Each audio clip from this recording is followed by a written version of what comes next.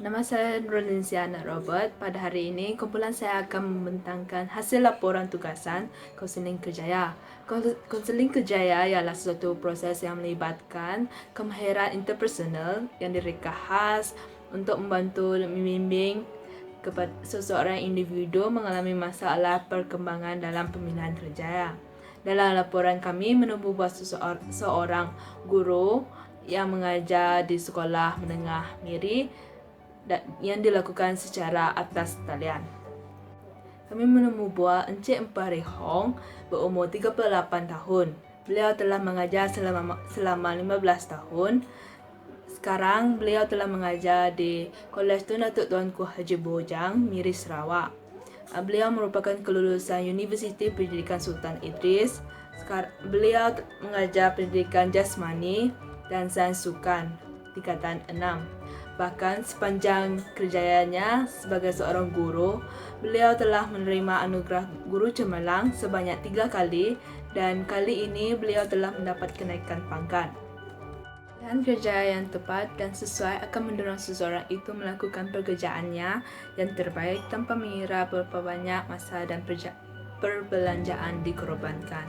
Encik Empari Hong telah berkongsi mengenai masalah dan cabaran beliau yang sering dihadapinya dalam kerjaan, namun halangan tersebut tidak pernah memutuskan beliau untuk terus berhenti.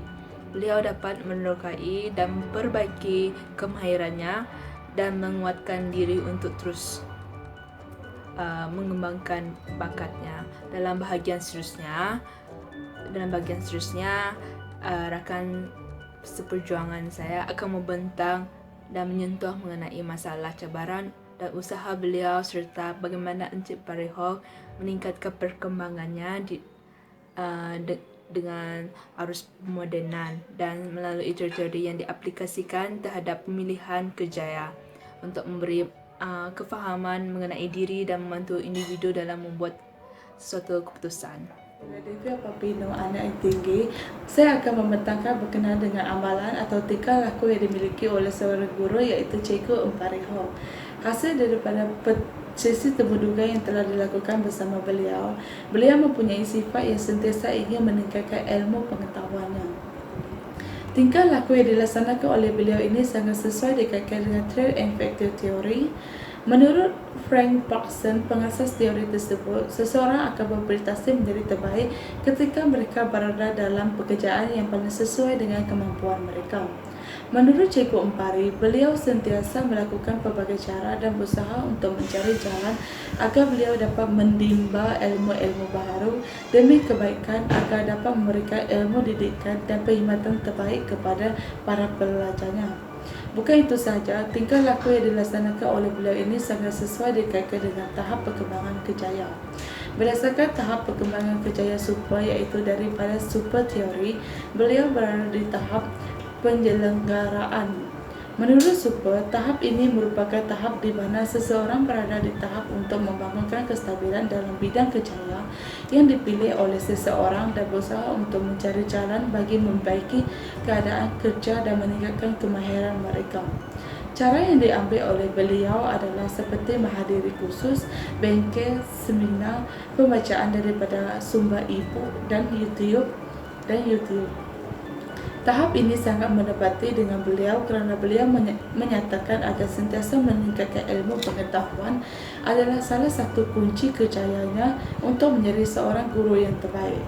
Tindakan-tindakan atau amalan yang diamalkan oleh Cikgu Empari ini telah menunjukkan kesungguhan beliau untuk sentiasa membaiki diri dan sentiasa untuk meningkatkan ilmu pengetahuannya. So, hasil temuduga kami mendapati bahawa Cikgu Empari Hong menghadapi cabaran dari segi komitmen dan perkemahiran. Dari segi komitmen, dia perlu memberikan tugas yang baik kepada kerjayanya. Dari segi pengembangan dari segi wang dan masa.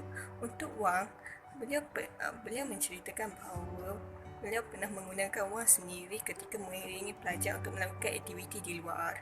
Dari segi masa pula, ada masanya mereka terpaksa melakukan kerja melebihi masa bekerja mereka. Empari Hong menyatakan bahawa beliau turut menghadapi masalah disiplin belajar.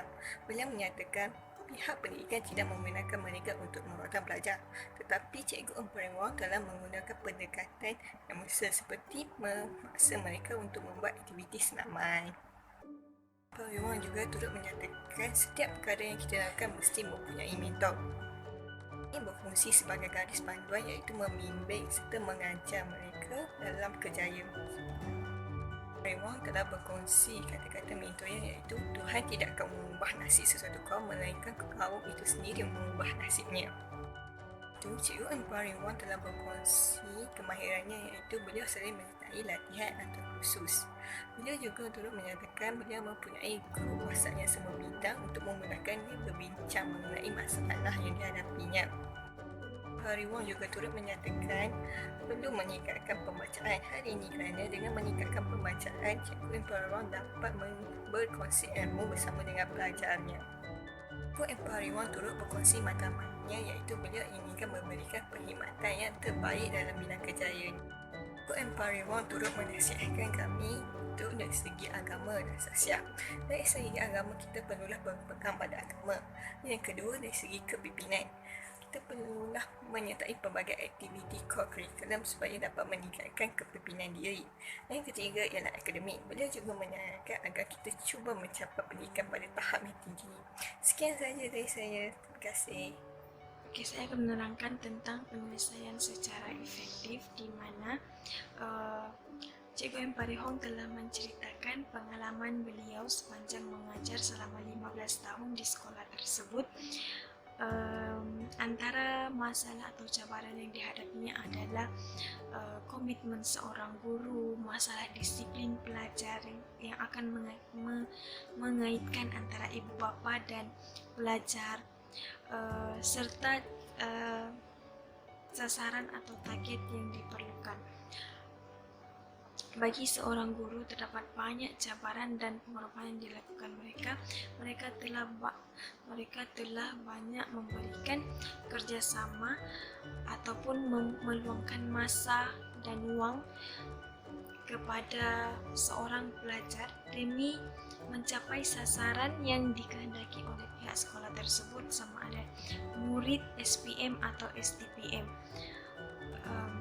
Menurut teori work adjustment, konsep asas teori ini berkaitan seseorang individu dengan kerjaya dipengaruhi oleh persekitaran. Menurut konsep asas teori ini berkaitan dengan tahap kepuasan dan memuaskan, dapat membantu seseorang untuk bertahan dengan kerjaya yang dipilihnya. Oleh itu, Cikgu Emperin Wong telah menyesuaikan diri beliau dengan persekitaran yang telah dipilih berasaskan sekolah.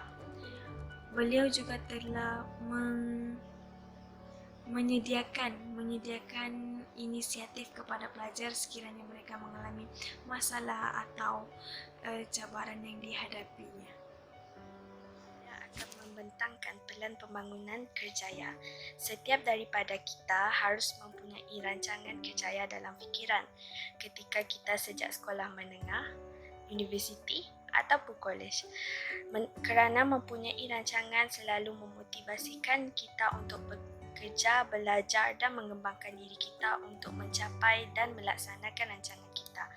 Apabila kita mendapat pekerjaan pertama, kita harus melakukan rancangan pengembangan kerjaya dan akan menjadi lebih baik jika kita dapat membuatkan rancangan ini sendiri kerana kita tahu apa kelebihan dan kelemahan kita dan kita tahu apa latihan dan program terbaik yang harus kita lakukan untuk perbaiki diri kita. Merancang dalam pengembangan kerjaya, dalam kerjaya kaunseling terutamanya amatlah penting supaya kita dapat berurusan dengan masyarakat, terutamanya manusia.